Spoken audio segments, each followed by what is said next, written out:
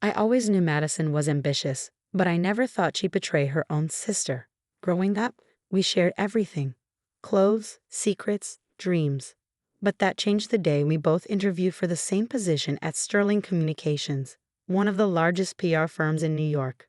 May the best sister win, Madison said that morning, hugging me before we entered the towering glass building.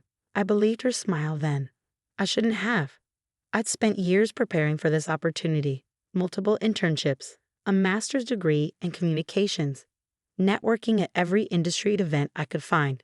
Sterling was my dream company, and the director of digital strategy role was everything I'd worked for. The interviews went perfectly. I presented a comprehensive digital transformation strategy that the board loved. They seemed particularly impressed by my innovative approach to integrating AI into their social media campaigns. By the end of the day, the CEO himself told me I was their top candidate. "We'll be in touch next week with the formal offer," he said, shaking my hand. "Your ideas could really transform our company." I was floating on air when I left the building. Madison hugged me again, asking how it went. I told her everything, too excited to notice how intently she was listening, how carefully she was noting every detail. The next week, I waited for Sterling's call. Instead, I got an email that made my blood run cold. "Dear Alexandra, while your application was impressive, we decided to go with another candidate whose vision better aligns with our company's future direction. We wish you the best in your career pursuits." I was confused, devastated. What had happened? Then I saw Madison's social media post. "Thrilled to announce I'm joining Sterling Communications as the new director of digital strategy. Can't wait to implement my revolutionary AI-driven social media strategy." My strategy. The one I'd spent months developing. The one I foolishly shared with my sister. I called Madison immediately. "How could you do this to me?" "Oh, grow up, Alex," she laughed. "This is business. I simply took your ideas and presented them better. That's how the real world works." "We're sisters," I protested, my voice shaking. "And I'm a successful one now," she replied coldly. "Don't worry, I'm sure you'll find something, eventually." That night, I sat in my tiny apartment, surrounded by my career plans and industry research, and made a decision. Madison thought she'd won, but she just taught me the most valuable lesson of my life: trust no one and play the long game. I took a job at a smaller PR firm, one Madison considered beneath her. But while she was bragging about her corner office at Sterling, I was learning everything about the industry from the ground up. Digital marketing, client relationships, business operations, I absorbed it all. More importantly, I started studying Sterling Communications itself. Their financial reports, their client lists, their weaknesses.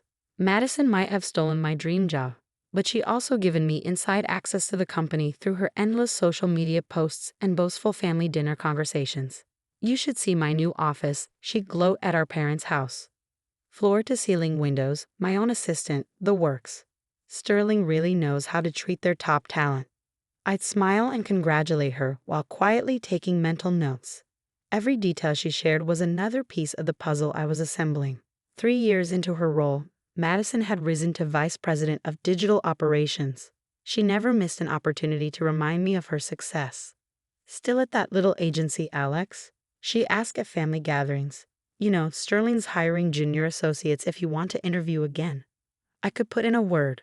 What Madison didn't know was that I'd left the little agency 18 months earlier to start my own digital marketing consultancy, Phoenix Digital. We operated in stealth mode, working with smaller clients but developing cutting-edge technology that made Sterling's systems look obsolete. I lived modestly, putting every penny of profit back into the business. While Madison bought designer clothes and luxury cars, I was building something bigger than she could imagine. 5 years after the stolen interview, Phoenix Digital had grown into a powerhouse, though few knew it. We operated through subsidiaries and shell companies, with me deliberately staying out of the spotlight. Our client list included some of the biggest names in tech and entertainment, all drawn to our innovative approach to digital marketing. Then came the opportunity I'd been waiting for. Sterling Communications, despite its prestigious name, was struggling to adapt to the changing digital landscape. Their stock price was dropping, their clients were jumping ship, and their outdated technology was becoming a liability. Madison, now executive VP, was too busy posting about her latest promotion to notice the company was sinking. But I noticed. I noticed everything. Through a complex series of transactions, Phoenix Digital began quietly buying sterling stock through various shell companies. Each purchase was small enough to avoid attention, but together they formed a significant portion of the company's shares. Then the final piece fell into place. Sterling's CEO announced his retirement, and the board was desperately searching for someone to right the ship. They needed someone with proven digital expertise and a track record of innovation. That's when Phoenix Digital emerged from the shadows, revealing itself as one of Sterling's largest shareholders. The board was impressed by our technology and track record. They didn't know I was behind it all. They just knew we could save their company. Last week, the board voted to accept Phoenix Digital's offer to acquire Sterling Communications. Tomorrow morning, I'll walk into that glass tower not as a job applicant, but as the new CEO. Madison has no idea what's coming. Her latest Instagram post shows her in her corner office, captioned "Another day ruling the digital world." #girlboss, #blessed. I picked up my phone and sent a message to my assistant. Schedule a meeting with Madison Parker for 9 a.m. tomorrow. Don't tell her who it's with. I arrived at Sterling Communications an hour early, watching through the security cameras as employees filtered into the building. The atmosphere was tense. Everyone knew about the acquisition, but few understood exactly what it meant for their future. Madison strutted in at 8:45, designer handbag swinging from her arm, barely glancing at the security guard she passed every day. She was wearing the same brand of power suit she'd worn to steal my interview years ago. Perfect. My assistant buzzed me. Your sister is here for her 9 a.m. meeting. Make her wait 15 minutes, I replied. Let her sit in the reception area like I once did. I stood at the window of the CEO's office, my office now, remembering all the times Madison had bragged about her view of the city. The same view I now commanded. At precisely 9:15, my assistant showed Madison in. She was scrolling through her phone, probably drafting another self-congratulatory social media post. This better be important, she said without looking up. I have a client presentation at. Her voice trailed off as she finally raised her eyes and saw me standing behind the CEO's desk. The phone slipped from her fingers, clattering on the hardwood floor. Alex? Hello, Madison, I said calmly. Please have a seat. We need to discuss your future at Sterling Communications. She stood frozen, her carefully maintained facade cracking. You're the new CEO? But Phoenix Digital is my company, I finished for her. Surprise. She sank into the chair, her face draining of color. How? It's amazing what you can accomplish when you're not busy posting about your success on Instagram. I sat down, enjoying the role reversal.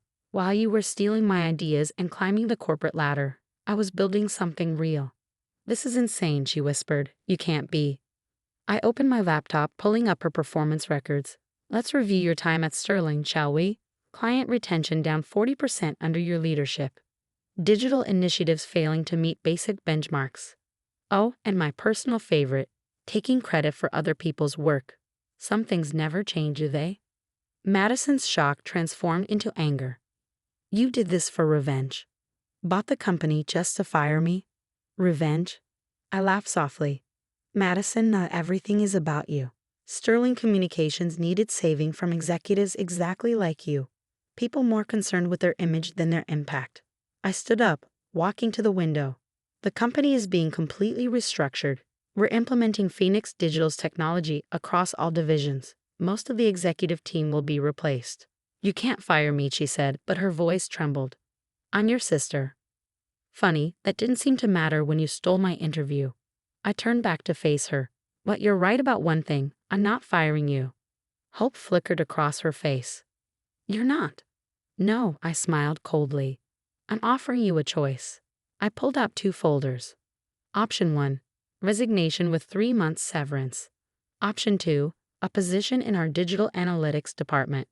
Entry level, of course. You'll need to learn the technology properly this time. Entry level, she sputtered. I'm an executive VP. A title you got through manipulation and theft, I corrected her. Now you have the chance to earn one legitimately. Your choice. Madison stood up, her hands shaking with rage. You're enjoying this, aren't you? Making me beg for a job in my own company. Your company? I raised an eyebrow. I think you're confused about ownership. Just like you were confused about whose ideas you stole 6 years ago. She fell silent, realization finally dawning in her eyes. The interview, you knew I'd take your ideas. You knew I'd get the job. No, I said quietly. I trusted you because you were my sister. That was my mistake. One I'll never make again. I slid the folders toward her. You have until the end of the day to decide. Resign with dignity or start over from the bottom. Either way, your days of stealing other people's success are over. Madison stared at the folders, her perfectly manicured nails digging into the leather chair. And if I refuse both options, then you'll be terminated for cause, with your performance records made available to every major PR firm in New York. I sat back down. Your choice. She grabbed the resignation folder, her hands trembling. You've changed, Alex. No, Madison. I just stopped letting you define my worth. After she left, I stood at the window watching the city sprawl before me. The same view Madison had lorded over me for years now belonged to me, but it wasn't about the view anymore. It was about building something meaningful, something earned through innovation rather than manipulation. My assistant buzzed again. Your 10 a.m. is here. The all-hands meeting to announce the restructuring. Send them in.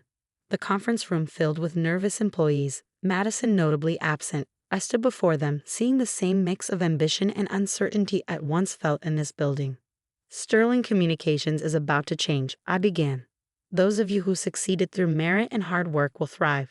Those who've relied on politics and manipulation will not. We're building something new here, something authentic. The changes came swiftly. Phoenix Digital's technology transformed Sterling's operations.